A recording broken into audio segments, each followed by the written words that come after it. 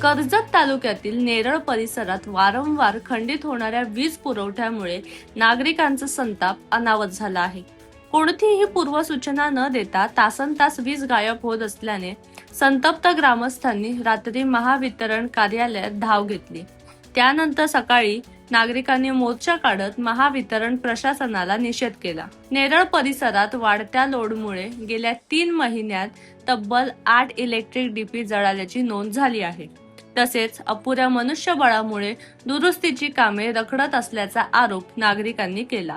आंदोलनानंतर महावितरण अधिकाऱ्यांनी पुढील 10 दिवसात कर्मचारी संख्या वाढवण्याचा आणि 3 महिन्यात वीज समस्येवर कायमस्वरूपी तोडगा काढण्याचा प्रयत्न केला जाईल असे लेखी आश्वासन दिले.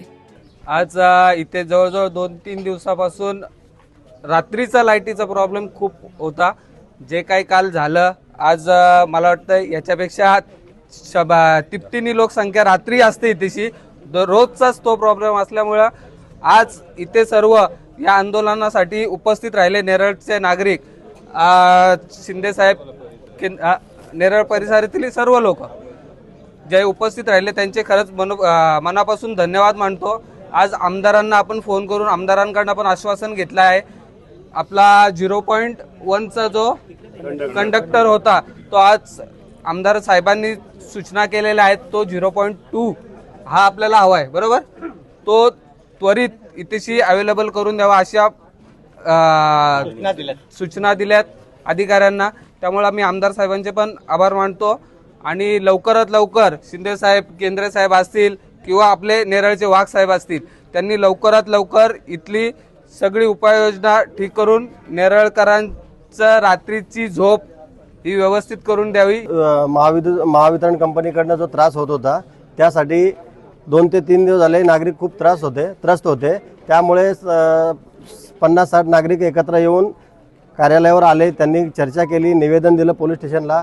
त्यांच्या विनंतीला मान देऊन शिंदे साहेबांनी इथे येऊन आपल्याला मार्गदर्शन केलं व आपला जो मेन मुद्दा आहे कायमस्वरूपीचा तो 3 ते 3.5 महिन्यामध्ये पूर्णपणे सुटेल असं त्यांनी आश्वासन दिलेलं आहे.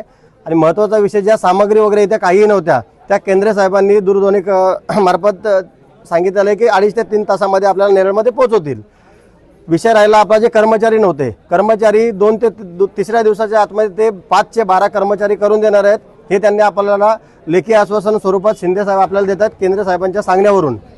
तर आता आपण उद्या केंद्र साहेबांनी परवा सकाळी 10 वाजता सर्व नागरिकांना भेटण्यासाठी वेळ दिलेला आहे.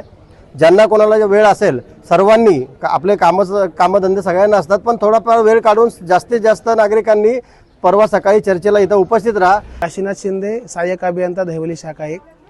आत्ताच आपण केंद्र साहेबांसोबत फोनवर बोललात, त्याप्रमाणे केंद्र साहेबांनी दिलेल्या आश्वासनाप्रमाणे मी आपणास इथे पुढील 10 दिवसामध्ये पूर्ण लाईन स्टाफ हजर करून देणार आहेत नवीन. त्यानंतर इथे लागणारी जी साधनसामुग्री आहे, उदाहरणार्थ कंडक्टर, केबल काय असतील ज्या गोष्टी आहेत ते साहेब आज तुम्हाला पुरवणार आहेत. आणि दिनांक 4 तारखेला केंद्र साहेब स्वतः सकाळी 10 वाजता इथे तुमच्या समोर हजर राहणार आहेत आणि बाईट देणार आहेत.